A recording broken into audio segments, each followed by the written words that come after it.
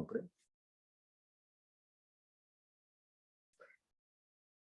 બંને હાથ જોડાયેલા, શરીર સ્થિર, મન શાંત, વિચાર શાંત, आंखें कोमलता से बंद। ओम ह्रीं नमो अरहंतानं। ओम ह्रीं नमो सिद्धानं। ओम ह्रीं नमो आयर्यानं। ओम ह्रीं नमो उवच्छायानं। ओम ह्रीं नमो लोई सब्बसाहूनं। एषो पंचन मुक्कारो सब्बपावपणासनो मंगलानं च सव्वेसिं पठमं हवै मंगलम। पठमं हवै मंगलम। धम्मो मंगलमुक्तिस्थम् अहिंसा संयमो तवो देवावितं नमन्सन्ति जस्य धम्मे सयामनो। जस्य धम्मे सयामनो। परम आराध्य देव के श्री चरणों वंदन, सदगुरु के पावन चरणों वंदन। अध्यात्म प्रेम भाइयों बहनों, पर्युषण पर्व की आराधना का आज छठा दिन है, नंबर 6। और छठे दिन की आराधना में हम एक और थोड़ा स्टेप आगे जाने का प्रयास करेंगे। पर्युषण के अंदर में कल्पसूत्र का वांचन और उसके अलावा आगम स्वाध्याय। कल्पसूत्र को एक रूप में बारसा सूत्र भी कहते हैं और उसको एक पवित्र ग्रंथ के रूप में लोग अपने घरों में भी रखते हैं, लेकिन ये आगम का ही एक पार्ट है और उस आगम के आधार पर ही उसके अंदर में विवरण मिलता है। तो कहीं जगह पर आगम सूत्र का वांचन का भी प्रावधान है। तो उस रूप में हम भी इस मध्याह्न कालीन जो कार्यक्रम हम कर रहे हैं, जिसमें आगम के ऊपर हम चर्चा कर रहे हैं, खास करके उत्तराध्ययन सूत्र जो भगवान महावीर स्वामी के अंतिम देशना के रूप में मानते हैं हम, और उस देशना के आधार पर उसके अंदर में से 36 अध्ययन है और 36 अध्ययन में से हम 29वें अध्ययन के ऊपर हम बात कर रहे हैं, जिसमें खास करके हमारे अभी वर्तमान में पर्युषण के अंदर काम में आने वाली जो सामग्रियां हैं उसके ऊपर उस पर हम विचारणा कर रहे हैं, जिसमें हम बहुत सारी चीजों के ऊपर बात कर चुके हैं। लास्ट में हमारी बात रुकी थी आलोचना के ऊपर में। तो प्रश्न पूछा गया भगवान से कि आलोचनायनम बनते जीवे किम जने, यानी कि आलोचना से जीव क्या प्राप्त करता है। आलोचना का मतलब है कि गुरु के सम्मुख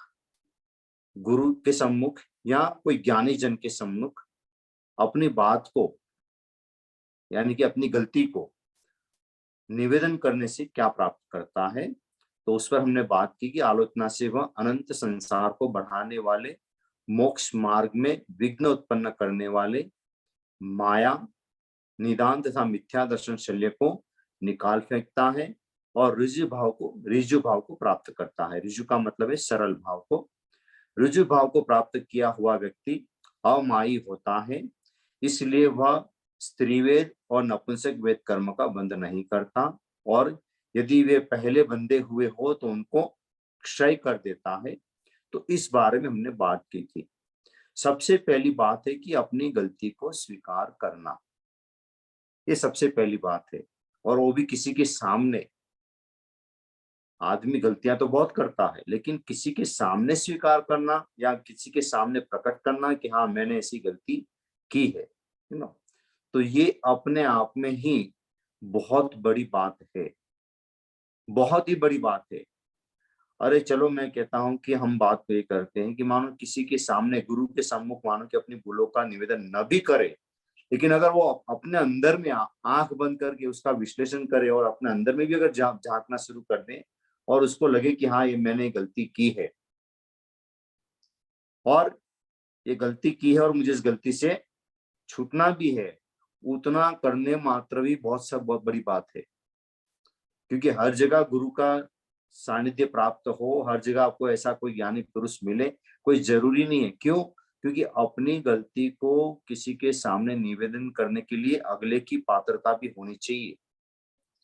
क्योंकि अगर अगले की पात्रता नहीं होगी और आपने अगर उसके सामने अपनी कोई बात बता दी, तो हो सकता है कि आपका बताना जो है, और उसने अगर बात को अगर पचा नहीं पाया, तो क्या होगा, वो आपके लिए बहुत बड़ा नुकसान का कारण बन सकती है,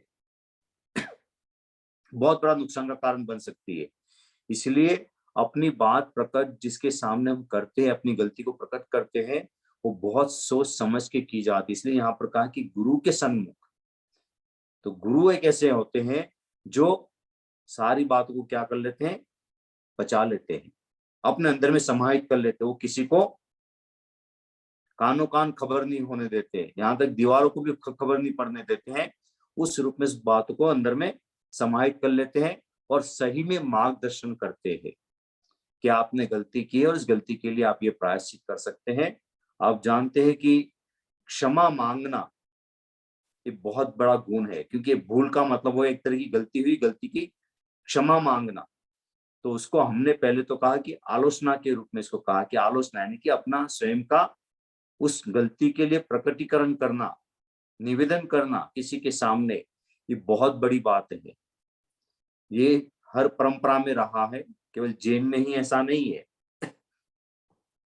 क्रिश्चियन में तो आप जानते हो, बहुत लोगों को पता भी होगा, लोग जाते हैं और वो पादरी जो होता है वो अपने उसमें बैठता है और बाहर से वो आदमी क्या करता है, अपनी गलती को दर्शाता है और वो पादरी फिर उसको यथोचित उसके लिए कुछ जो नियम होते हैं उस हिसाब से वो उनको पनिश की बात भी करते हैं कि भाई तुम ऐसा कर लो वैसा कर लो, जिस जो भी इनकी जो परंपरा में है।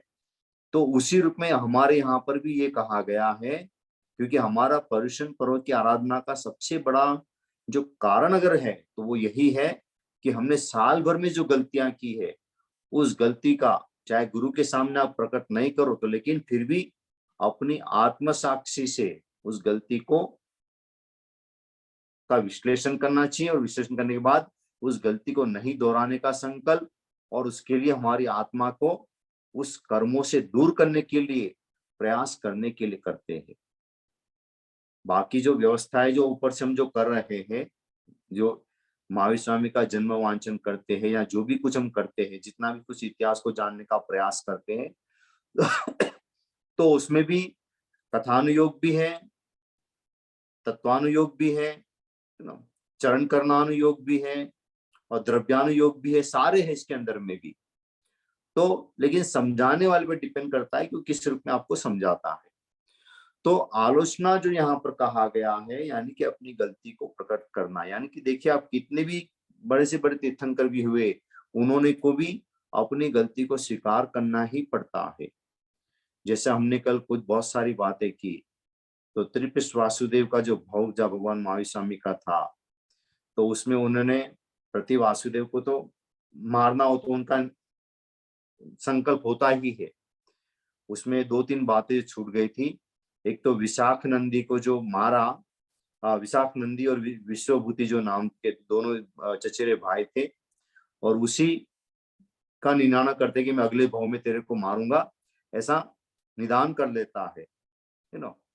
और निदान करने के बाद जब त्रिपश वासुदेव के भाव में जब जन्मते हैं, तो जो प्रति वासुदेव था वो जीव किसका था, जो प्रति वासुदेव जीव था विशाख नंदी का जीव था, और ये विश्वभूति जो था ये वासुदेव का जीव था। तो वो उसको मारता है, इनकी पहले ही जन्म में उन्होंने निदान कर लिया था और उसको मारते। और उसके बाद उस वासुदेव के भाव के अंदर में ही उन्होंने बहुत सारा इनको मारा तो सही, और भी बहुत सारे हिंसात्मक कार्य किए, और उसमें सबसे बड़ा एक कार्य किया, उनको संगीत का बड़ा शौक था। जिसे पहले घटना बताई थी कि वो संगीत सुन रहे थे और जो राजदूत आया जो राजा का, उसको मार के भगाया। तो उनको संगीत का बड़ा शौक था, तो संगीत सुन रहे थे, शाम का टाइम था, तो उसने अपने जो संगीत का इंचार्ज था उसको कहा कि भैया देखो ऐसा करो, मैं जब सो जाऊं तो बाद में संगीत क्या कर देना, बंद कर देना, और तुम तो उनका जो जो साथ में उनका जो रक्षक था वासुदेव का, अब इधर वासुदेव तो सो गए, लेकिन ये संगीत चलता रहा, बहुत देर तक रात को चलता रहा। जब देर तक रात को चलता रहा तो रात को फिर वापस वासुदेव की नींद खुली, और नींद खुली तो देखा तो म्यूजिक चल रहा था, संगीत बज रहा था। तो उसको बड़ा अजीब सा लगा, बोले कि मैंने तो कहा था बंद कर देना, बोले ये भी चालू कैसे रखा। तो उसको बुलाया, बोले क्यों, बोले तूने बंद क्यों नहीं करवाया। तो बोले कि नहीं, बोले कि मैं बहुत अच्छा चल रहा था। तो बोले कि हमने, बोले सुनने बड़ा अच्छा लग रहा था ना। तो अच्छा, बोले कि तेरे इतना अच्छा लगता है। और उसी समय आधी रात की नींद में इतना गुस्से में आकर क्या किया, रातों रात लोहे की भट्टी में से लोहे की जो पिघाला हुआ लोहा जो होता है एकदम लिक्विड हो जाता है, वो मंगवाया और उसके कान में डलवाया। वो कहते हैं कि वो आदमी उसे मारणांतिक कष्ट को पाकर मृत्यु को प्राप्त हो गया है ना। और वही महावीर स्वामी के भाव में जब साधना काल में थे, उस समय उनके महावीर स्वामी के कान में क्या थोके गए, वो किला थोका गया। खैर वो तो वज्र ऋषभ नारद शरीर होता है, थोकने के बाद भी उनको कुछ पीड़ा इस रूप में कष्ट का एहसास भी नहीं होता है, और ध्यान मग्न में होने के बाद उनको कुछ पता ही नहीं चलता है। तो लेकिन वो कर्म तो जो था वो तो भोगना ही पड़ा उनको। तो किसी भी रूप में कर्म जो है वो कोई किसी का संबंध नहीं रखता है। तो यहाँ पर जो है बात जो है कि निदान करना है, कहा गया ना कि माया निदान तथा मिथ्या दर्शन शल्य को निकाल फेंकता है। तो आलोचना कर अपनी गलती को, और उसी भाव में देखो उन्होंने आलोचना नहीं की, गलती जो जितनी भी सारी की आलोचना नहीं की, तो उसको फिर भोगना ही पड़ता है। और फिर गाढ़ कर्म बन जाते, ऐसे गाढ़ बन जाते क्यों, लंबे काल तक चलते साथ में, वो निकाचित बन जाते। फिर कहीं कई कर्म जो है सामान्य होते हैं, कहीं निकाचित, और निकाचित का मतलब अवश्य भावी को भोगना ही है, चाहे किसी भी रूप में फिर वो उदय में आए तो उसको भोगना ही पड़ता है। तो ये आलोचना के संदर्भ में कि आलोचना गुरु के सामने प्रकट करना बातों को इतना आसान नहीं है, इतना आसान तो नहीं है।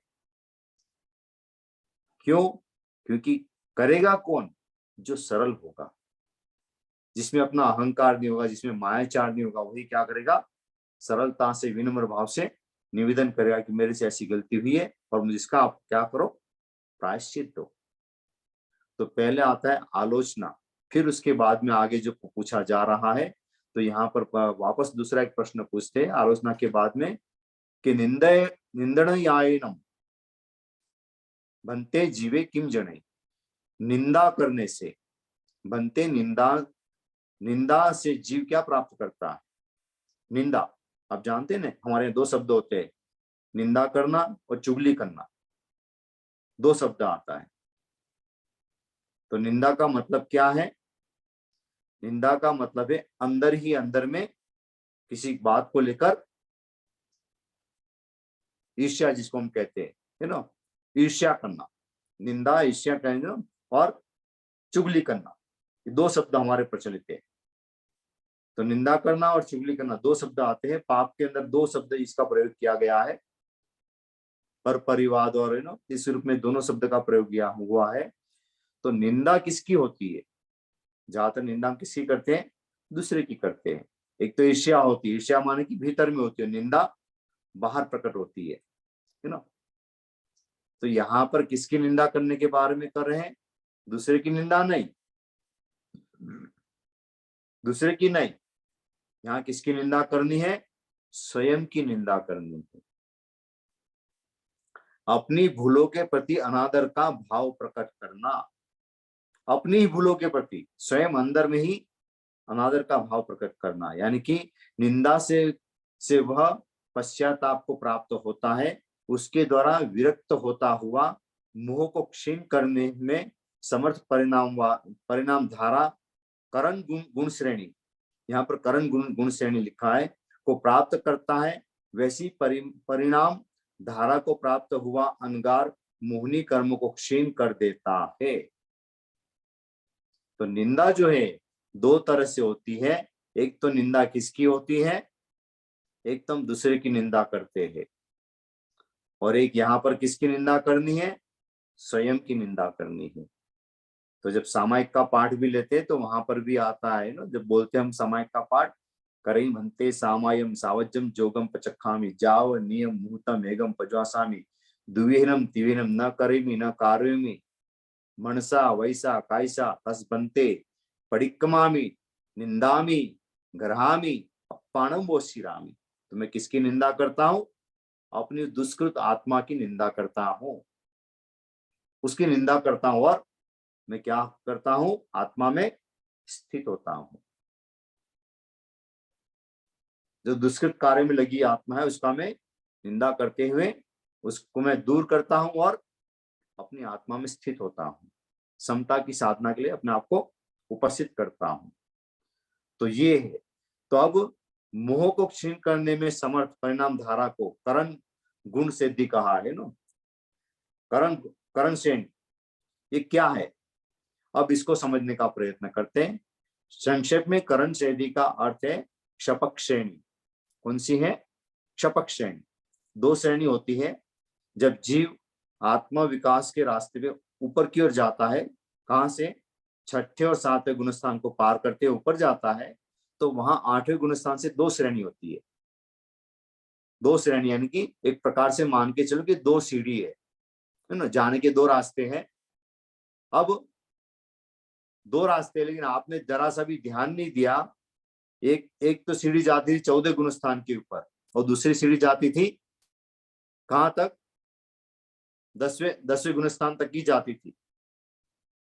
10वीं मंजिल तक ही जाती थी। एक जाती 14वीं मंजिल तक जाती थी। और आपने उतावल में हड़बड़ी में क्या ले लिया? 10वें वाली ले लिया। तो क्या हुआ? वहां तो ऊपर 10वें जाने के बाद में रास्ता बंद है। अब वहां से ऊपर जा नहीं सकते। तो क्या होगा? अब वहां से तो आपका रास्ता आगे का तो है नहीं, तो वापस क्या आएंगे? नीचे जाना पड़ेगा आपको।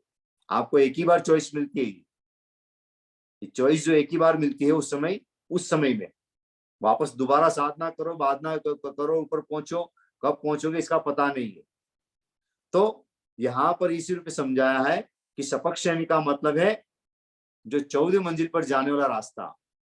और उपशम श्रेणी जिसको हम कहते हैं, उपशम का मतलब जो दबा दबा कर आगे बढ़ता है, यानी कि भीतर में डर है उसको कि शायद कुछ गड़बड़ तो ना हो जाए। कई लोग काम बिजनेस भी करते हैं ना, सोचते रहे चलेगा कि नहीं चलेगा, बड़े बड़े संभल संभल कर चलते हैं। और एक तो होते हैं आंख बंद करके सीधे धड़ल्ले से बड़ी योजना बनाते हैं और वो अपना सीधा आगे का काम करते हैं। तो इसी रूप में यहाँ पर दो कहा है, यानी कि करण श्रेणी का अर्थ है शपक श्रेणी। शपक श्रेणी लेने वाला जी होता है वो मोह को विलय कर देता है। क्या कर देता है? उसका मोह को नष्ट कर देता है। जिसमें मोह का उपशम होते हैं वह सर्वथा उपशांत हो जाता है, उसमें उपशम श्रेणी कहा जाता है। दबाने वाला, जैसे कोई अग्नि जल रही थी तो आपने ऊपर से क्या कर दिया? मिट्टी डाल दी या रेत डाल दी आपने, तो उससे क्या हो गया? अग्नि बुझ गया ना। लेकिन पूरी बुझी नहीं है, अभी अंदर में क्या हो रही है? जल रही है। अंदर में अभी भी भभक रही है। अगर जरा सा थोड़ा सा हवा का झोंका जोर से लगा, थोड़ा सा तूफान आया और थोड़ा यूं इधर उधर हुआ कुछ भी, तो क्या हो जाएगा? वो वापस धड़ल्ले से भड़क कर बाहर आएगी। एकदम जोर से भड़क के बाहर आएगी और ऐसी बाहर आएगी इसका पता नहीं कि आसपास में क्या करेगी, इसका कुछ अता पता नहीं होता है। तो वहां उपशम श्रेणी में गया हुआ जीव जब नीचे गिरता है, नीचे की तरफ आता है, क्योंकि वहां तो वो अवश्यम भावी होना ही, अंदर से झटका आना है। वो झटका आएगा, अब वो कहाँ लटकेगा कहाँ अटकेगा उसका कोई पता नहीं है। शायद हो सकता है छठे में आकर वापस रुक जाए, पांचवें भी रुक सकता है, चौथे भी रुक सकता है और पहले भी जा सकता है। कोई इसकी गारंटी नहीं है। डिपेंड्स करता है कि अंदर के भाव की तरतमता और अंदर से जो वापस उठने वाला जो अंदर से उठने वाली जो ज्वाला है उस पर डिपेंड करता है। वो जो कर्म जो दबा के रखा था उस कर्म पे डिपेंड करता है कि कितनी जोर से वो करेगा। दूसरी भाषा में कहें तो स्प्रिंग वाला काम है। बड़ी मजबूत क्वालिटी की स्प्रिंग थी, आपने उसको दबा के तो रखा, कितनी देर तक दबा के रखोगे? जरा सा भी आपने चुप की और स्पिन क्या करेगी, ऐसी उछाल मारेगी और क्या नुकसान पहुंचाएगी कुछ पता नहीं, कोई भी पता नहीं चलेगा आपको। वो पुराने समय के अंदर में, वो पुराने जो हमारे यहाँ पर एक इंडिया में जो गाड़ी बिकती है, टू व्हीलर बाइक बिकती थी ना, जिसको कहते हैं राजदूत कहते थे ना, बुलेट ट्रेन, बुलेट गाड़ी ना, उसकी जो किक होती थी बड़ी खतरनाक होती थी, कई लोगों के पैर टूट जाते थे। क्यों? मारो तब तो ठीक है, लेकिन जब वापस रिवर्स मारती है तो पता नहीं चलता, आपका पैर भी तोड़ देती है। बच भी जाओ तो बात अलग है, लेकिन कई बार पैर भी तोड़ देती थी। तो ये इसी प्रकार का उपशम श्रेणी का मतलब है, ये स्प्रिंग के जैसा काम करता है, दबा के रखने वाला काम है। ये तो भड़कना ही है, लेकिन वो कहाँ अटके आके अटकेगा उसका पता नहीं है। तो उपशम श्रेणी में, लेकिन जो 8वां जो गुणस्थान है उसी का नाम जो है, एक और नाम है, उसका नाम क्या है, अपूर्वकरण। इसका एक और नाम क्या है, अपूर्वकरण। अपूर्वकरण। अब मैं आपको एक गीत याद दिलाऊं, जिन्होंने गाया है, बार बार गाया है। हम लोग कहते हैं कि उनको ज्ञान हो गया, ज्ञान हो गया, लेकिन स्वयं अपने गीत में कह रहे हैं कि अभी तो मुझे ज्ञान हुआ ही नहीं है, अभी मैं तो कामना कर रहा हूं। मैं, वो स्वयं प्रकट कर रहे हैं अपनी बात को। इस 8वें गुणस्थान का नाम ही अपूर्वकरण नाम है। तो उसने स्वयं अपनी गीत के द्वारा ही प्रकट किया है कि मुझे अभी कोई ज्ञान नहीं हुआ है, मैं तो अभी क्या कर रहा हूं, भावना कर रहा हूं कि वापस कैसे आएगा। तो बार बार गीत में कहा है, अपूर्व अवसर एवं पाछो क्या रे आवश्यक, अपूर्व अवसर एवं पाछो क्या रे आवश्यक, क्यारे थईसु मोहात अंतर थी मूर्ति बताती मुक्त क्यारे थईसु। तो यानी कि वो गीत स्वयं बताता है कि उनको पूर्ण ज्ञान नहीं है। तो स्वयं बता रहा है कि मैंने उपशम श्रेणी को पकड़ा और उपशम श्रेणी की वजह से मैं गया। हो सकता है जीव वहां पर उस अपूर्वकरण करने, लेकिन वापस मांग कर रहे। इसका मांग का मतलब समझे न, कि वो कह रहे हैं कि स्वयं ही प्रकट कर रहे हैं कि अपूर्व अवसर एवं पाछो क्या रहा उससे। तो पाछा तो जल्दी से आता नहीं, वापस तो जल्दी से आता नहीं, अवसर मिलता नहीं इतना जल्दी से। वो भाव, वो तरतमता जो एक बार आती है वो वापस नहीं, जल्दी से नहीं आता है। किसी चीज का अगर मानो एक बार बढ़िया सा टेस्ट आया तो वापस वो टेस्ट एक जैसा आए वापस जल्दी से, वो जरूरी नहीं है। तो वो स्वयं प्रकट कर रहे हैं, ये तो मैं नहीं कर रहा हूं। तो आगम के अंदर प्रमाणित बताया है कि उस गुणस्थान का नाम ही अपूर्वकरण भी है। 8वां जो गुणस्थान है उसका नाम ही अपूर्वकरण है, यह स्पष्ट लिखा है ना। देखो मैं पूरा पढ़ता हूं, आपको ध्यान में आ जाएगा। जिसमें मोह क्षीण होते होते पूर्ण क्षीण हो जाता है, उससे क्षपक श्रेणी कहा जाता है। यानी कि पूर्ण क्षीण हो जाता है, क्षय हो जाता है मोहनी कर्म का, जो क्षपक श्रेणी कहते हैं। उपशम श्रेणी से मोह का सर्वथा उद्घात नहीं होता, इसलिए यहाँ शपक श्रेणी ही प्राप्त है। करण का अर्थ है परिणाम, यानी कि परिणाम। शपक श्रेणी का प्रारंभ 8वें गुणस्थान से होता है। शपक श्रेणी का और उपशम श्रेणी दोनों का प्रारंभ 8वें गुणस्थान से होता है। वहां परिणाम धारा वैसी शुद्ध होती है जैसे पहले कभी नहीं होती। वहां ऐसी होती है जो पहले कभी नहीं होती है, वैसी शुद्ध होती है। इसीलिए 8वें गुणस्थान को अपूर्वकरण कहा जाता है।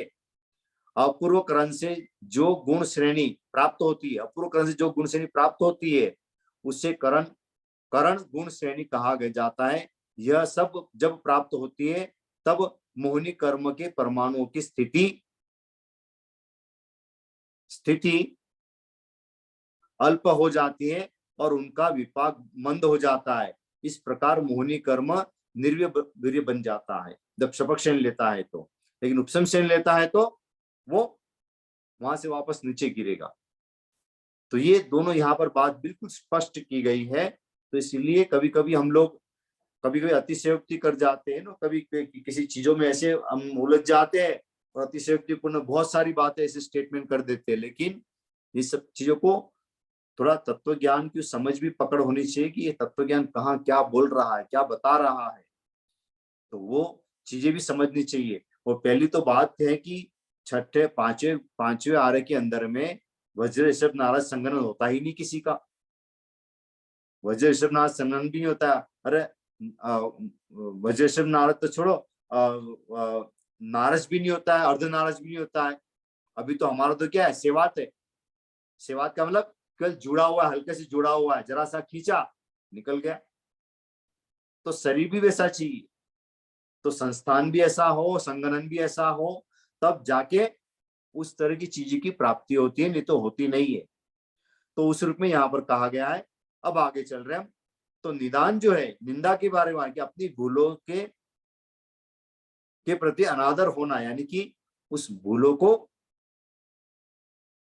अभी उसी रूप में कहा गया है यहाँ पर, ना परंतु सपक श्रेणी को प्राप्त करता है, वैसे परिणाम धारा को प्राप्त हुआ अंगार मोहनी कर्मों को क्षीण कर देता है। यानी कि मोहनी कर्म क्षीण कर वो सीधा 14 गुण स्थान में जाके रुकेगा, 13वें में, सॉरी 13वें में जाके रुकेगा और 14 तक वेट करेगा। क्यों? जब तक शरीर है और ये अघाती कर्म जब तक है, तब तक उसको वहां भोगना ही पड़ेगा। और उसके बाद अयोगी केवली गुण स्थान को प्राप्त करता हुआ वो मोक्ष गति को प्राप्त कर लेता है। तो निंदा करना अपनी आत्मा की, अब यानी कि हमारी गलतियों के स्वयं के प्रति इसकी निंदा करना, एक तो पहले प्रकट करना, प्रकट करने के बाद में उसका पहले आलोचना करना, आलोचना करने उसका प्रायश्चित करना। यानी कि अब क्या करें, पहले तो अपना आत्मा विश्लेषण करते हैं, प्रायश्चित करने के बाद में दूसरे, अब क्या करें, प्रायश्चित करने के बाद अपनी भूलों को दूसरों के सामने प्रकट कर देना। यानी कि यहाँ पर वापस आगे पूछ रहे भगवान से कि ग्रहणानम बनते जीवे किम जने, यानी कि भगवान से पूछा है, गौतम स्वामी का प्रश्न यहाँ पर है कि बनते गर्हा से जीव क्या प्राप्त करता है। तो गर्हा से वह अनादर को प्राप्त होता है। अनादर को प्राप्त हुआ वह अप्रशस्त प्रवृत्तियों से निवृत्त होता है और प्रशस्त प्रवृत्तियों को अंगीकार करता है। वैसा अंगार आत्मा के अनंत विकास का घात करने वाले ज्ञानावर्ण आदि कर्मों की परिणति को क्षीण कर देता है। गर्हा करने वाला, जैसे अब हमारी समस्या क्या होती है, अरे कहीं मेरी गलती कहीं प्रकट ना हो जाए, किसी के सामने ना आ जाए। लेकिन यहाँ तो कह रहे भगवान, तो ये कह रहे हैं कि आपकी जो गलती है तो उसको क्या करो, आप प्रकट कर दो। कर देने से क्या होगा, आपकी आत्मा जो है वो हल्की हो जाएगी। नहीं तो आत्मा के ऊपर ये बोझ बनेगा, ये कर्मों का बोझ बनेगा, ऐसा बनेगा कि मतलब वो धीरे धीरे आपकी आत्मा को नरक की तरफ में ढकेल के ले जाएगी वो। तो इससे बेटर है कि आप क्या करो, उसको प्रकट कर दो। प्रकट कर देने से आप बिल्कुल निश्चिंत हो जाओगे। चाहे आपको समाज में थोड़ी सी प्रतिष्ठा नहीं मिले, तो यहाँ पर क्या है ना, अनादर, अनादर यानी कि ये जो एक शब्द यहाँ पर उपयुक्त हुआ है, जो खास करके इसमें आगम सूत्र के अंदर लाए, अपुरस्कारम, ग्रहायणम ग्रहाणायणम अपुरस्कारम जने। अपुरस्कार यानी कि अपुरस्कार का मतलब है कि अनादर, अनादर को प्राप्त होगा। क्या फर्क पड़ता है, तो है ना, पुरस्कार मिलता है, एक अपुरस्कार यानी कि उसको धिक्कारा जाता है, उसको लोग ग्लानि करते हैं उसके बारे में ना, कि भाई ये ठीक नहीं है, ये ठीक नहीं है। लेकिन वो करने से क्या हो जाएगा, तो यहाँ का क्या पुरस्कार, अपुरस्कार अर्थ है अनादर, अवज्ञा। यह व्यक्ति गुणवान है, कभी भूल नहीं करता, इस स्थिति का नाम पुरस्कार है। जैसे कई व्यक्ति होते हैं ना, बड़े गुणवान होते हैं, तो हम कहते हैं कि भाई ये व्यक्ति यार, इसके तो बारे में पूछने की जरूरत ही नहीं। क्यों? बिल्कुल भगवान की गाय जिसको हम कहते हैं ना, वो कभी गलती नहीं करता है। जैसे युधिष्ठिर है ना, महाराजा राजा युधिष्ठिर के बारे में कहते थे कि वो कभी झूठ नहीं बोलते। अगर कोई ऐसी बात आती तो लोग उसको प्रमाणित कर देते कि भाई अगर युधिष्ठिर बोल देगा तो यानी कि पक्का है। तो वो उस व्यक्ति की बातों का इतना महत्व, इसके गुणों का इतना महत्व होता है कि वो कभी गलत नहीं करेगा। तो यहाँ कहते हैं कि अवज्ञा, यह व्यक्ति गुणवान है, कभी भूल नहीं करता, इस स्थिति का नाम पुरस्कार है। यानी कि सबसे बड़ा पुरस्कार ये है। ये जो हम आजकल जो सामान्य पुरस्कार मिलते हैं ना, भाई हमने ये काम किया तो हमारे को ये मोमेंटो दिया गया, इसको ये दिया गया, वो दिया गया, ये तो कुछ नहीं है, ये तो कुछ नहीं है। लेकिन अध्यात्म के जो गुण वाली बात है, आदमी का ईमानदार होना, सत्यनिष्ठ होना, गुणवान होना, जो एक प्रमाणित करता है व्यक्ति को, नहीं कि व्यक्ति का इतना चरित्र इतना साफ सुथरा है कि इसको कोई प्रश्न करने की जरूरत नहीं इसके बारे में। तो वो, और अगर मानो कि इस तरह का आदमी भी अगर अपना अगर कोई किसी कारण प्रमाद से अगर मानो गलती कर लेता है और स्वीकार कर लेता है कि हाँ मैंने गलती की है, फिर भी लोग उनकी गलतियों को इतना गलती मानते नहीं है। चाहे बड़ी भी गलती हो जाए लेकिन फिर उसको गलती मानते नहीं। क्यों नहीं मानते हैं?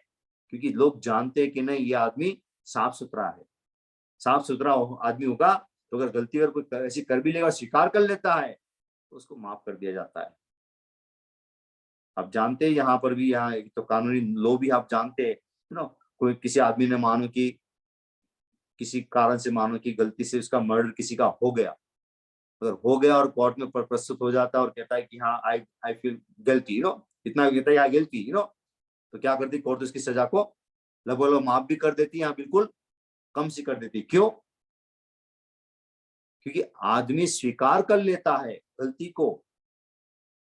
जब उसने स्वयं अपने आप को एक तो पहले सरेंडर कर दिया, अपने आप को स्वयं सरेंडर किया, एक तो भागने की कोशिश नहीं की, ना कोई छुपाने की कोशिश की, ना लुकाव छुपाव करने की कोशिश की, और अपने आप को स्वयं प्रकट भी कर दिया और स्वयं स्टेटमेंट भी दे दिया। और स्टेटमेंट देने के बाद में उसको स्वयं भी लगा नहीं मेरी गलती हुई है, उसको स्वयं अपना अंदर भीतर में प्रायश्चित भी हुआ। और जब कोर्ट में आया तो कोर्ट के सामने उसने बात को प्रकट कर दिया कि आई गिल्टी, तो कोर्ट भी जो इसको कम से कम सजा देती है, देगी जरूर लेकिन कम से कम देगी, ज्यादा नहीं देगी इसको। और कई सजा तो माफ भी कर देते हैं, ऐसी कोई जो इतनी कोई बड़ी गलती नहीं हो तो उसको माफ भी कर दिया जाता है। तो ये सेम प्रोसीजर है यहाँ पर है, हम यहाँ पर आत्मा के संदर्भ में कर रहे हैं, क्योंकि आपकी आत्मा को अगर पवित्र बनाना है, शुद्ध बनाना है, कर्मों से मुक्त करना है, तो आपके अंदर में वो ताकत होनी चाहिए कि आप गलती करो और इसको स्वीकार कर लो। चाहे रिलेशन आपका किसी के साथ भी हो, पति पत्नी के संदर्भ में हो कि पिता पुत्र के संदर्भ में हो या अपने बच्चों के साथ का भी रिलेशन हो, लेकिन आपके रिलेशन में इतनी ट्रांसपेरेंसी होनी चाहिए कि आप आराम से खुलकर बातें भी कर सको। तो गुरु शिष्य संवाद भी ऐसे ही होते हैं, जो गुरु के अंदर में जो शिष्य जो अपना आत्मिक विकास करना चाहते हैं, तो वहां पर भी इस तरह की बातें होती है। यहाँ तक आप तो ये बात कर रहे हो, आप सामान्य रूप में साधुओं को नियम है, अगर दिन भर में अगर मानो किसी कारण से कोई जाने अनजाने में कोई गलती हो गई है, तो उनका शाम को उसको प्रायश्चित लेना ही पड़ता है, करना ही पड़ता है, वो करना ही पड़ेगा उसको। चाहे फिर वो प्रायश्चित कर, चाहे मानो कुछ नहीं भी किया हो, लेकिन जैसे मानो कि गोचर के लिए गए या पानी के लिए गया या पंचमी आदि समिति के लिए गए, बाथरूम वगैरह आदि के लिए गए, तो भी उनका प्रायश्चित उसको लेना ही पड़ता है। गलती कोई ना की हो फिर भी उसको स्वीकार कर लेना पड़ता है। तो रोज शाम को साधु का नियम है, प्रतिक्रमण के बाद रोज शाम को ना, रोज सुबह जब रात का प्रतिक्रमण पूरा करने, सुबह जब प्रतिक्रमण करते हैं तो उसके बाद में तो पहले लेना पड़ता है। तो रात का वो प्रायश्चित के बिना सोना भी नहीं होता है और सुबह लिए बिना पानी भी नहीं पी सकता है वो। तो हमारे जीवन के अंदर भी यही बातें काम करती है, क्योंकि हमारा जीवन और साधु का जीवन तो अलग नहीं है। ठीक है, वो 5 महावर्त की पालना करते हैं, हम साबुदी पालना करते हैं। तो जितना हम आत्मिक विकास करना चाहते हैं, अपने आप को मुक्त करना चाहते हैं, तो इस तरह की चीजों से बिल्कुल सर्वथा दूर होने के लिए प्रयत्न तत्परता होनी चाहिए। बाकी केवल शब्दों में हम मिच्छामि तो बहुत करते हैं ना, बार बार बोलते शब्दों में मिच्छामि बार बार बोलते, प्रतिक्रमण भी बोलते हैं, और सामान्य में भी हम थोड़ा सा कुछ होता है तो मिच्छामि बोलते हैं। लेकिन जहाँ रियल में हमारे संबंध बिगड़ते हैं, वहां पर हमें अपने आप को टटोलना चाहिए, आत्मनिरीक्षण करना चाहिए, और वहां से उन चीजों से अपने आप को वापस रिवर्स लाना चाहिए, अपने आप को रिवर्स ले आना चाहिए। तो यहाँ कहा है कि अनादर यानी कि आप पुरस्कार, है ना, अनादर भाव उसके अंदर। जैसे आप कोई आप सोचते हो अरे मैं अपनी गलती को प्रकट कर दूंगा तो लोग मेरे को क्या करेंगे, अनादर भाव से देखेंगे, लोग मेरे बारे में फिर वो क्या क्या बोलेंगे, क्या क्या कहेंगे। तो वो सोचने की जरूरत नहीं है आपको, जिसको जो बोलना हो बोलने दो, आप उसकी चिंता मत करो। आप तो क्या करो, एक ही चिंतन करो कि मैं कैसे वैसे ही मेरी आत्मा की शुद्धि कर लूं, आत्मा की शुद्धि में कैसे वैसे कर लूं, बस वो बात सोचो, बाकी ये सब चीजों को भूल जाओ। तो इससे बहुत सारे कर्म जो अनावश्यक जो कर्म जो है, उस कर्मों से हम बच जाते हैं। नहीं तो ये जीव जो है बार बार ये गलती करता जाएगा। फिर जब एक बार आदत पड़ जाती है, ये भी बात है, दूसरी एक बात ध्यान रखना, एक बार जब आदत पड़ती है तो वो आदत जो है बार फिर रिपीट होती है, ध्यान रख लेना। हम कई कई बच्चों को कहानी सुनाते हैं ना कि एक छोटा लड़का था, जब बड़ा थोड़ा सा बड़ा हुआ, स्कूल जाने लगा, तो उसकी माँ ने उसको स्कूल भेजा। और जब स्कूल गया तो वो क्या किया, उस समय किसी और बच्चे की, वो पुराने समय में आती ना स्लेट के ऊपर लिखने वाली, जिसको क्या बोलते थे हम, छोटी सी जो जो लिखने वाली, जिसको ना हम कहते थे, तो वो चोरी करके ले आया, किसी और विद्यार्थी को उठा के ले आया, जिसको हम पेन के रूप में कहते हैं ना, जो पेन होती है ना, ये जो चौक टाइप की होती है ना, हाँ चौक टाइप की होती है, जो स्लेट के ऊपर लिखी जाती है ना, इसको लिखते भी है, मिटा भी देते फिर। तो वो लेकर आया और घर पे आया तो माँ ने पूछा कि कहाँ से लाया, तो बोले मैं स्कूल से ले आया। तो किसकी है, बोले कि मेरे मित्र की है। तो माँ ने कहा ठीक है, बोले कि ना। फिर कभी कभी किसी की और कोई चीज चुरा के ले आया, माँ ने उसको कुछ डांटा नहीं। ऐसे करते करते करते वो धीरे धीरे किताबें छोड़ के लाने लगा, बक्से के बक्से छोड़ के लाने लगा। फिर थोड़ा जो थोड़ा बड़ा हो गया तो फिर वो बड़ी बड़ी चोरियां भी करने लग गया। तो माँ ने उसकी गलती को कभी ये नहीं किया कि तुम गलत कर रहे हो, और करते करते बड़ा चोर बन गया। लेकिन एक दिन पकड़ा भी गया, जेल की सजा हुई, तो सजा ऐसी हुई कि फांसी की सजा मिलने वाली हो गई। तो उसको पूछा गया, बोलो तुम्हारी अंतिम इच्छा क्या है, तो बोले कि मुझे मेरी माँ को मिलना है, मेरी माँ को मिलने के लिए बुलाओ। तो माँ को बुलाया, तो माँ जब मिलने आई, मिल रही थी, तो उसने क्या किया, माँ का नाक काट लिया, इतना जोर से माँ का नाक काट लिया। तो नाक काट लिया तो इधर सब व्यवस्था वाले थे, वो सब आ गए और उनको पकड़ के छुड़ा लिया, लेकिन वो नाक तो उसने पूरा काट ही लिया। तो वापस उसको कोर्ट में पेश किया गया, बोले तुमने ऐसा क्यों किया। तो बोले मैंने इसलिए ऐसा किया कि मैं, बोले कि बचपन में जब इसी छोटी छोटी चोरी करता था तो मेरी माँ ने मुझे डांटा नहीं, मुझे ऊपर से मेरी पीठ थपाकर मुझे शाबाशी शाबाशी देते गए, और मुझे आज आज जो मैं यहाँ पर हूँ इसका वजह क्या है, कि मेरी माँ है, बोले की। तो जब आदमी छोटी सी गलती से प्रारंभ करता है ना, धीरे धीरे वो गलती बढ़ती जाती, और वो कहाँ से कहाँ पहुंच जाता है। अब जो लोग बुराई करते हैं ना, अब देखो उसको बुराई का पता नहीं चलता है उसको। कभी कभी हमारे धार्मिक लोग पूछते भी है कि महाराज जी, बोले कि हम इतना धर्म करते, इतना कष्ट भोगते, और ये लोग जितनी बुराई करते, बोले कि फिर भी बोले इनके पास धन बढ़ता जा रहा है। अरे तुम धन देख रहे हो, आप धन मत देखो, उसकी धन और जो आसपास की जो चीजें उसको मत देखो, लेकिन वो जीव किस किस प्रकार के कर्म को भोगेगा, वो तो आप सोचो थोड़ा, कि जब वो कभी तो कर्म उसके अच्छे चल रहे, मान के चलो पुण्य का भी उदय हो रहा हुआ है, और उसके तो पाप पाप किए जा रहा है, उस पुण्य के प्रताप से वो पाप किए जा रहा है ना, तो पुण्यानुबंधी पाप में कन्वर्ट हो रहा है उसका तो। लेकिन जब भोगने का आएगा तब उसको कोई बचा नहीं पाएगा, उसको कोई नहीं बचा पाएगा उसको।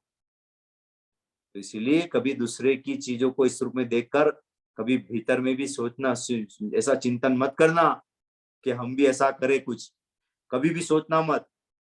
कम है तो कम में जी लो, थोड़ा कम होगा तो कम खा के चला लो, लेकिन कभी ऐसी तरह की गलती मत करना, क्योंकि आपका सोचा हुआ एक बार अगर इस तरह का बीज अगर दिमाग में डालोगे ने, तो बीज है ना धीरे धीरे बड़ा होने लग जाएगा, फिर पेड़ बन के ना धीरे धीरे बड़ा विकसित होने लग जाएगा, और कभी ना कभी इस तरह की गलती करवा देगा। इसलिए कभी भी सोचना नहीं इस तरह की चीजों को, न मन से, न वचन से, न काया से, किसी रूप में भी करना नहीं है। इन चीजों से बचने का प्रयत्न समझो। इसलिए अपनी आत्मा को भावित करे, बार बार सोचे, चिंतन करे, स्वयं का आत्म निरीक्षण करे। जब तक निरीक्षण नहीं करेंगे तब तक भी बदलाव नहीं है, तो निरीक्षण तो करना जरूरी है ही। प्रतिक्रमण का मतलब ही है कि प्रतिक्रमण यानी कि वापस जाना, पीछे जाना, और पीछे जाकर सारा एनालाइज करना कि कहाँ कहाँ गलती की है। अब साल भर का एनालाइज कैसे करोगे आप बताओ 3 घंटे में। हम तो शाब्दिक प्रतिक्रमण तो कर लेते हैं, फिर बाद में कोई टाइम बचाते भी है जिसमें हम आत्मचिंतन करते, ऐसा कुछ टाइम बचता भी है क्या? कोई टाइम बचता नहीं हमारे पास। बस फिर तो जैसे प्रतिक्रमण किया, अब बस फिर तो जल्दी से सोने की तैयारी में लगे रहते हैं कि जल्दी सो जाओ, और सो पानी की क्या क्या व्यवस्था करनी है सारा पहले से ही नो। हाँ, मूंग भिगो दो, वो मुनक्का भी भिगो दो, है ना, बादाम भी भिगो दो, और फिर सुबह में राब बनाना है, गुड़ का पानी बनाना, नींबू का पानी बनाना, ये बनाना वो बनाना, सारा दिमाग तो फिर उसमें लग जाता है सारा। जरा भी उस रूप में हम चिंतन नहीं करते, आत्मनिरीक्षण करते नहीं है। हम प्रतिगमन तो कर लेते हैं, लेकिन प्रतिगमन केवल क्रिया बन रह जाती है, भाव उसके अंदर में जो आने चाहिए, इसके अंदर साथ में जुड़ने चाहिए, वो भाव नहीं जुड़ते। तो इसीलिए यहाँ पर जो हम जो बात कर रहे हैं, ये प्रतिगमन के अंतर्गत ही चीज आ रही है। आलोचना, निंदा करना, ग्रह करना, ये सारा प्रतिगमन के अंतर्गत चीज है। तो उसी चीजों को हम समझाने का भी प्रयास कर रहे हैं कि आखिर में ये चीजें जो है किसका नुकसान करती है? हमारी आत्मा का नुकसान करती है। वो आत्मा का नुकसान करती है। तो इसलिए उन आत्मा के नुकसान से बचने के लिए हमें प्रयास करना चाहिए। और कहा है कि अपने प्रमाद आचरण को दूसरों के सामने प्रस्तुत करने वाला इससे विपरीत स्थिति को प्राप्त होता है, वही अपुरस्कार है। अपने प्रमाद के आचरण, प्रमाद यानी कि एक प्रकार से ये प्रमाद है, हमारी बहुत बड़ी गलती जो है वो प्रमाद एक तरह से। उस गलती को प्रकट करने का वो सामर्थ्य भी होना चाहिए। जब गलती करते हुए जब शर्म नहीं रखी, तो गलती को प्रकट करने में किस बात की शर्म रखते हो? उसको भी रख दो, अपनी बातें को प्रकट कर दो। तो ये प्रतिगमन के अंदर में इस तरह की चीजों के बारे में यहाँ पर बात करते हैं। तो आज का सूत्र जो हम यहाँ पर ही रखेंगे, क्योंकि इसमें आगे नहीं जाएंगे। उसके आगे फिर यही है सारे जो हमने पहले आवश्यक में ले चुके हैं, सामायिक का, चौबीस्तव का, वंदना और प्रतिगमन, और फिर काव्यसर्ग और प्रत्याख्यान, ये सारी चीज के अंदर में आई है। अब उसके फिर आगे का जो हम है वो कल चलेंगे, जिसमें अंदर में आता है कि स्तव स्तुति रूप मंगल से जीव क्या प्राप्त करता है ना। स्तवन स्तुति रूप मंगल जो चीज है उसे जीव क्या प्राप्त करता है, और प्रतिलेखना, प्रतिलेखना करने वाला, प्रायश्चित करने वाला जो है वो क्या प्राप्त करता है, इसके बारे में कल हम थोड़ी सी बात करेंगे। और प्रायश्चित करने के बाद फिर क्षमा का आ रहा है, तो वो विषय भी हम साथ में ले लेंगे कि क्षमा करने से भी जीव क्या प्राप्त करता है।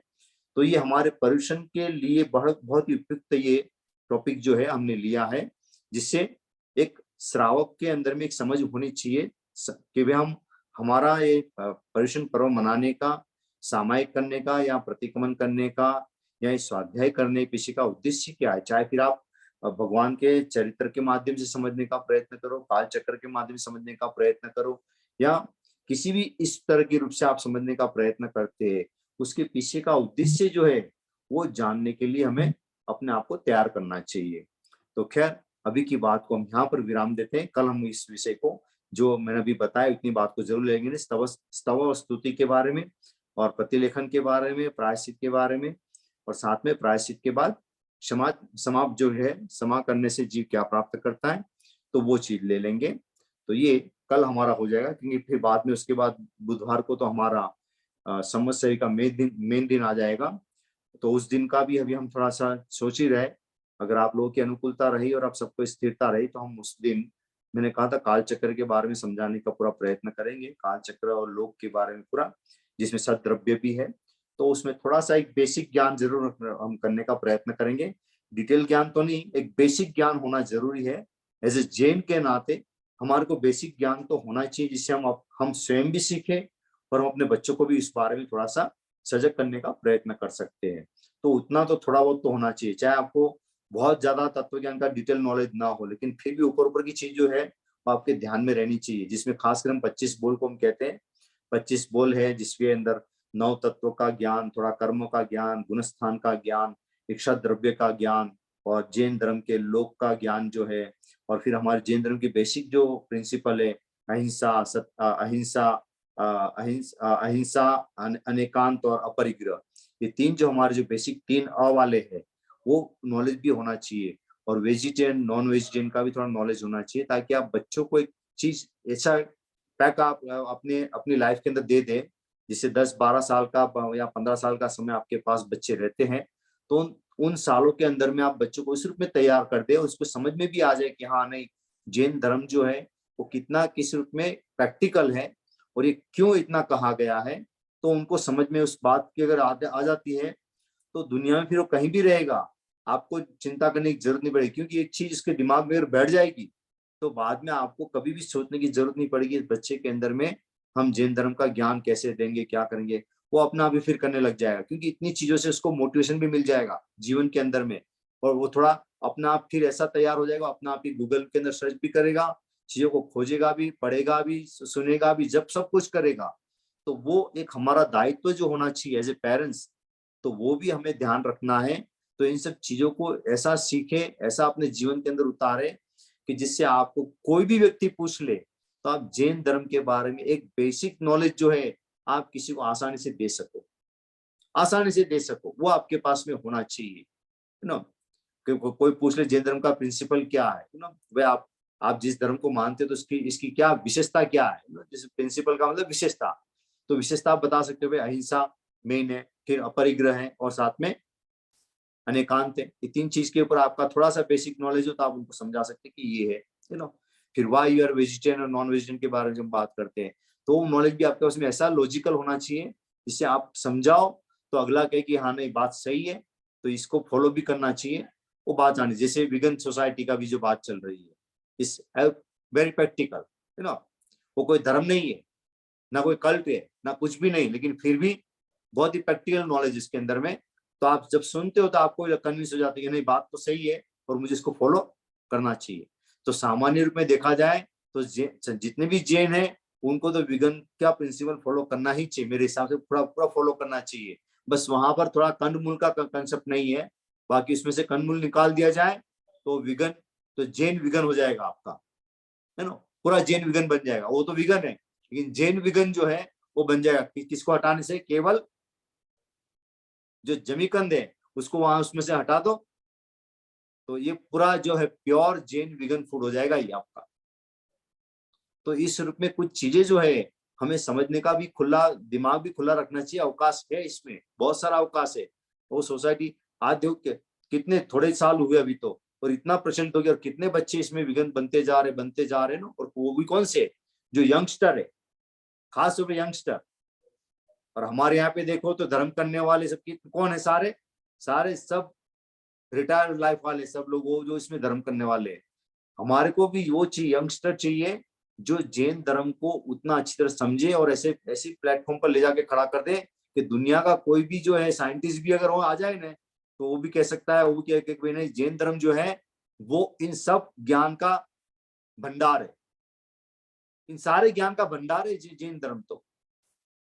तो वो चीजें हमारे को प्रस्तुत करने के लिए वो यंगस्टर चाहिए हमारे को, क्यों, क्योंकि उसके अंदर काम करने की सोच और उनकी अपनी बातों को कहाँ किस प्लेटफॉर्म पर ले जाना वो सारा वो बच्चे जानते हैं, उनको सब पता है।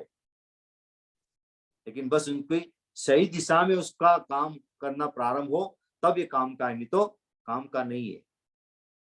लेकिन वो जिम्मेदारी किसकी है, वो जिम्मेदारी एज ए पेरेंट्स की है, क्योंकि हमारे पास भी आएंगे तो हम एक सप्ताह भर के लिए आएंगे, तो सप्ताह भर में भी मिलते कितने, 2 दिन तो मिलते हैं, शनि और रविवार मिलते हैं, उसमें भी कितना समझाएंगे हम। लेकिन अगर आप पेरेंट्स अगर समझाते हैं तो उससे और भी फर्क पड़ता है। हम चाहते हैं बच्चों के अंदर संस्कार जो है पहले से ही आए, मैं तो यहाँ से भी नहीं, मैं तो चाहता हूँ कि वो घर के अंदर ही संस्कार आने प्रारंभ हो जाए जैनिज्म के, ताकि वो कुछ जीवन को या सोसाइटी को और जैन धर्म की जो नाम है, प्रतिष्ठा है, उसको कहां से कहां किस लेवल पे ले जा सकता है। तो ये होना चाहिए, मैं तो ये चाहता हूँ। एक तो बाय प्रेशर आता है, जब दूसरे इन्फ्लुएंस के द्वारा आता है उसमें फिर मजा नहीं आता है, और एक जो भीतर से स्वयं अंदर से प्रकट होता है उसकी बात कुछ और ही होती है। तो दोनों चीजें में बहुत आसमान जमीन का फर्क है। तो खैर आज की बात को हम यहीं पर विराम दे रहे हैं। कोई प्रश्न किसी की जिज्ञासा होगी तो हम लेंगे, क्योंकि आज हमने समय से पूर्व विषय को आज संपन्न कर रहे इसलिए रहे क्योंकि आगे अभी विषय में जाएंगे तो फिर लंबा हो जाएगा, तो इसलिए मैं इस विषय के अंदर लंबा नहीं जाना चाहता। एक संक्षिप्त में हमने इस बात को समझाने का प्रयत्न किया है कि कितना हमारे लिए महत्वपूर्ण है कि जो हम करते आ रहे हैं, ये प्रतिक्रमण भी करते हैं तो प्रतिक्रमण के अंदर में इन सब चीजों का ही महत्व है ज्यादातर, लेकिन उस चीजों के अंदर में क्या इसका भावार्थ निकलता है वो जानना जरूरी होता है। वो जानने के बाद ही जो है व्यक्ति का वो मानस तैयार होता है, और वो उस माहौल के माध्यम से वो जीवन के अंदर एक स्टेप आगे बढ़ता है, उसकी आत्मा की शुद्धि के रास्ते में वो आगे से आगे बढ़ेगा। तो आज हम उसी रूप में रात को भी जो हम बात करने वाले हैं वो हमारे कसाई के संदर्भ में बात है कि कैसे हमारे कसाई से हम जो कितने प्रभावित होते हैं। तो कसाई और कसाई के साथ में वही इस विषय को लेते हुए कल भी हम चलेंगे आगे, ताकि 2 दिन का जो हमारा जो महत्वपूर्ण विषय है उस पर हम चर्चा करेंगे। और कल भी हम इस दोपहर का तो करेंगे ही, और दोनों दिन रात का भी जो हमारा सेशन है वो भी रहेगा। और संवत्सर के दिन का हम थोड़ा सा आज बात कर लेंगे। तो जैसे भी निर्धारित कर लेंगे तो पहले से अनाउंसमेंट कर देंगे, ताकि एक सुबह के टाइम में जैसे 2 या ढाई ढाई घंटे का 3 घंटे का सेशन दोपहर को ले लेंगे। फिर बाद में जो लोग प्रतिक्रमण करने वाले हैं वो प्रतिक्रमण भी कर लेंगे। और जिस हिसाब से फिर अपना वो आत्मनिरीक्षण करना चाहते हैं सूर्यास्त के बाद में, आत्मनिरीक्षण करते हुए अपने परमेश्वर की आराधना को पूरी करें। तो इस क्रम में हम चाहते हैं कि अच्छी तरह से परमेश्वर की आराधना हो और हमारी आत्मा की शुद्धि के क्षेत्र में हम आगे बढ़े। इसी बात को लेकर दोनों हाथ जुड़े हुए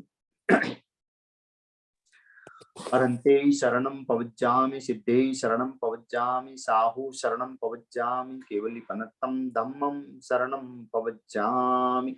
ये चारों ही शरणा सगा और सगो कोई, जे भवि प्राणी आदर अक्षय अमृत अंगूठे अमृत से लब्धि तना बंदार।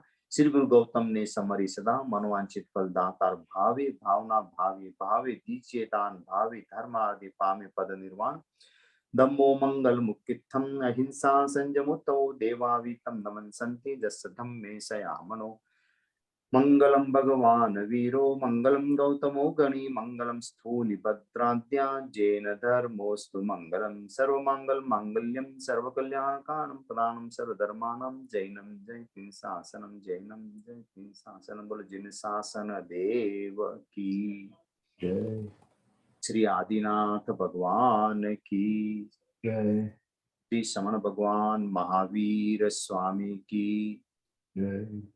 सत्य धर्म की जय। अहिंसा परमो धर्म की जय। पर्युषण महापर्व की जय।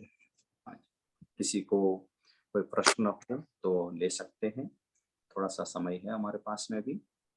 जिज्ञासा किसी के कोई पर्युषण संबंधी और भी तरह की कोई जिज्ञासा हो।